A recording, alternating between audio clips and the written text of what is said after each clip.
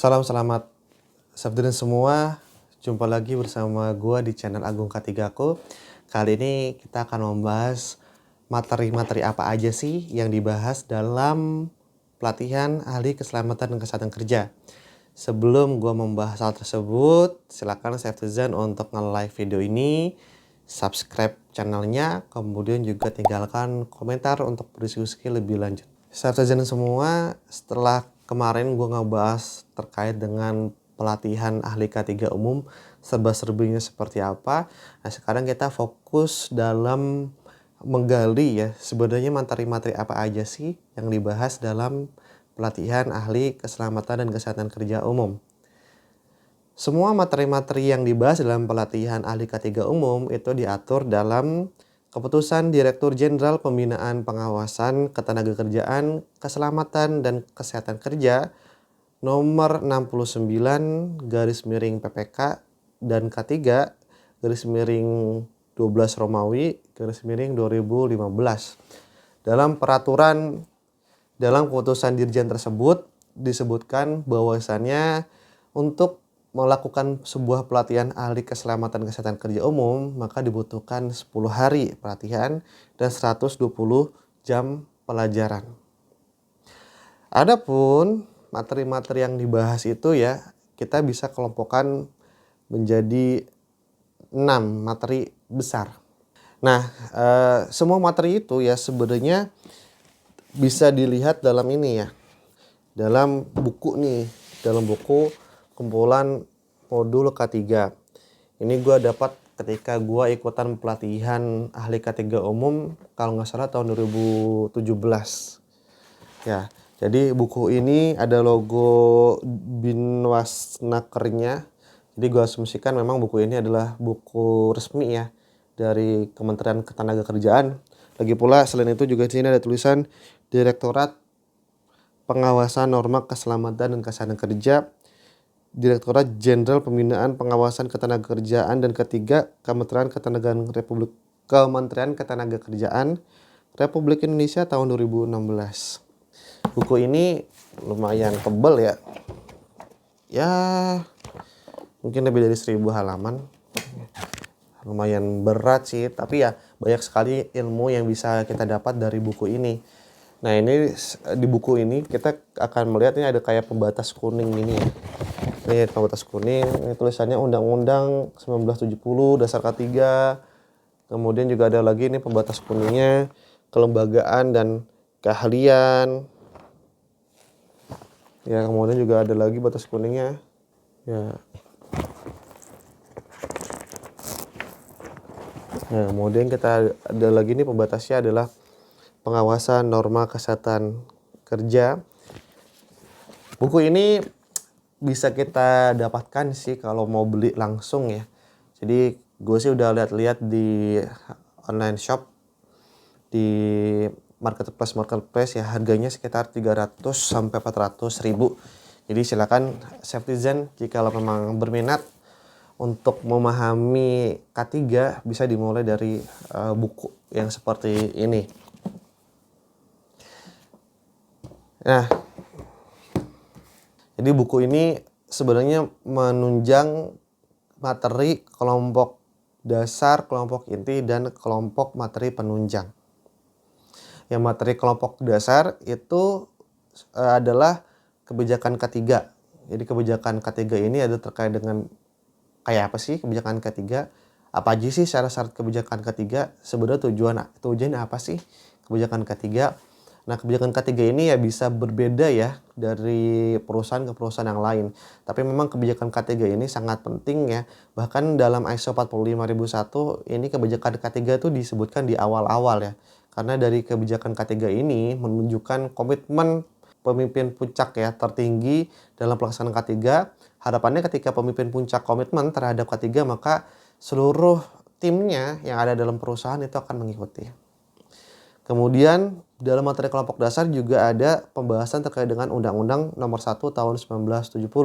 Ini adalah undang-undang, kalau boleh disebutkan adalah undang-undang induk ya dari pelaksanaan keselamatan dan kesehatan kerja. Kemudian materi kelompok inti itu ada beberapa. Yang pertama adalah pengawasan norma kelembagaan dan keahlian K3. Biasanya dalam materi ini, kelembagaan keahlian K3 itu dibahas terkait dengan dasar-dasar hukum ahli K3 umum, tugas, wewenang, tanggung jawab, kemudian juga membahas terkait dengan panitia pembina keselamatan kesehatan kerja, kewajibannya apa, dari mana P2K3 itu bisa dibentuk, dan lain-lain. Materi yang selanjutnya adalah terkait dengan norma keselamatan kerja listrik. Norma keselamatan kerja listrik ini meliputi ya instalasi listrik yang benar itu seperti apa, kemudian kemungkinan juga dibahas terkait dengan PUIL ya, Peraturan Umum Instalasi Listrik, kemudian juga terkait dengan penyalur petir, ya, alat-alat pengaman listrik, APD yang diperlukan untuk listrik itu seperti apa, kompetensi dalam pemenuhan terkait dengan keselamatan kerja listrik ini apa. Yang ketiga, dalam materi inti, pelatihan ahli keselamatan dan kesehatan kerja umum adalah terkait dengan penanggulangan kebakaran. Penanggulangan kebakaran ini ya paling dibahas terkait dengan APAR. Bagaimana sih cara untuk pemilihan APAR yang tepat, jenis kebakaran, tipe APARnya seperti apa, kemudian penempatan APARnya seperti apa, ketinggian, jarak, kemudian juga untuk terkait dengan kompetensi ya, terkait dengan kebakaran. Itu kan ada kebakaran kelas D, C, B, A. Nah itu kan dari ahli kategori harus tahu ya. Meskipun belum punya sertifikatnya tapi seenggaknya tahu. Nah kemudian juga terkait dengan perlindungan ya, proteksi pasif, proteksi aktif. Nah itu dibahas dalam norma penanggulangan kebakaran. Yang selanjutnya adalah pengawasan norma keselamatan kesehatan kerja konstruksi dan bangunan. Nah, dalam norma ini terkait dengan proyek-proyek ya, proyek-proyek sipil gitu kebanyakan. Norma keselamatan kesehatan kerja konstruksi dan bangunan ini yang meliputi yang pertama ya pengenalan ya terkait dengan K3 dan konstruksi itu seperti apa, kondisi terkini seperti apa. Karena memang K3 dan konstruksi ini kan banyak sekali PR-nya, mengingat angka kecelakaan kerja di sektor konstruksi bisa dibilang yang paling tinggi dibanding dengan sektor-sektor yang lain. Nah kemudian dalam K3 konstruksi juga dibahas terkait dengan kompetensi-kompetensi. Ada istilahnya kompetensi namanya scaffolder, ada kompetensi namanya supervisor perancah ya. Jadi mereka berdua ini ya saling tandem untuk membangun scaffolding yang banyak digunakan di dunia konstruksi dan juga untuk mengecek apakah scaffolding yang digunakan itu sudah aman atau belum. Ya kemudian juga dalam K3 konstruksi ini dibahas juga peraturan perundangannya. Salah satunya ada terkait dengan pelaporan jikalau kita memiliki proyek konstruksi di sebuah kota ya. Jadi memang berdasarkan peraturan itu harus ada melapor gitu ya, melapor ke dinas terkait atau kementerian terkait. Kemudian lanjut ada namanya norma keselamatan kerja mekanik. Ya, norma keselamatan kerja mekanik ini meliputi alat angkat dan angkut. Jadi ada ada kayak forklift gitu ya. Ada bulldozer, kemudian ada crane. Nah, ini pengetahuan-pengetahuan dasarnya dijelaskan dalam K3 mekanik. Juga kayak mesin-mesin produksi gitu. Kemudian juga kecelakaan-kecelakaan yang bisa muncul dalam interaksi manusia dengan mesin. Nah, semuanya dijelaskan dalam norma keselamatan kerja mekanik ini. Kemudian norma keselamatan kerja pesawat uap dan bejana tekan.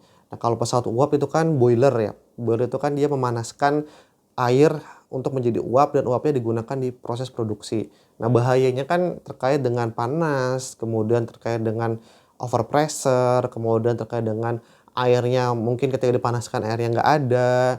Kemudian kalau bejana tekan kan itu adalah bejana yang tekanannya lebih dari 1 bar ya. Nah ini kan ada resiko overpressure juga ya, atau kebalikannya dia bukannya overpressure malah dia tekanannya negatif sehingga dia menyebabkan penyok. Nah kalau misalnya ada cairan berbahaya atau gas berbahaya di dalam dari tangki bertekanan tersebut, nah itu kan bisa mengakibatkan keracunan. Jadi norma keselamatan kesehatan kerja pesawat uap dan bejana tekan ini ya lebih ke tangki-tangki ya, lebih ke penampang-penampang, penampung-penampung. Nah untuk memastikan semuanya itu aman baik dari pembuatnya ataupun dari pemasangnya ataupun untuk pekerja. Seperti semua kita lanjut dalam pembahasan materi kelompok inti. Selanjutnya ada pengawasan norma kesehatan kerja. Jadi dalam pengawasan norma kesehatan kerja ini meliputi pertama ada terkait dengan MCU, kemudian ada klinik kerja, juga meliputi ketiga lingkungan kerja. Ya, jadi terkait dengan pengukuran kebisingan, pengukuran zat kimia, pencahayaan, getaran, dan lain-lain. Kemudian ada pengawasan norma bahan berbahaya. Dalam pengawasan norma bahan berbahaya ini dibahas terkait dengan manajemen keselamatan zat-zat kimia ya. Nah, itu meliputi ada bahaya-bahaya ya dari macam-macam zat kimia. Ada yang korosif, ada yang iritan, ada yang flammable, ada yang dia bisa meledak. Kemudian manajemen untuk peletakannya seperti apa, berapa stok aman yang bisa kita handle, kemudian pelaporannya seperti apa, kemudian juga kompetensi ahli K3 kimia, petugas K3 kimia, itu dibahas dalam pengawasan norma bahan berbahaya. Selanjutnya ada pengawasan norma SMK3. Jadi pengawasan norma SMK3 ini adalah terkait dengan manajemen. Ya, berdasarkan PP nomor 50 tahun 2012 ya. Dalam PP nomor 50 tahun 2012 disebutkan ya paling maksimum itu ada 166 kriteria untuk melaksanakan sistem manajemen keselamatan dan kesehatan kerja ya. Nah, kriteria-kriterianya itu ya kombinasi ya antara kebijakan, kemudian ada kompetensi, kemudian ada kondisi di tempat kerja seperti apa. Ya, memang untuk meningkatkan manajemen ya, sistem manajemen di tempat kerja terkait dengan keselamatan dan kesehatan kerja. Kemudian ada laporan kecelakaan kerja. Jadi laporannya ini meliputi investigasinya seperti apa, kemudian pelaporannya gimana, kemudian studi-studi kasus kecelakaan. Nah, ini dibahas di sini. Kemudian juga ada konsep dasar K3 ya. Konsep dasar K3 sih biasanya definisi bahaya, definisi resiko, teori domino, teori Swiss cheese, dan segala macamnya.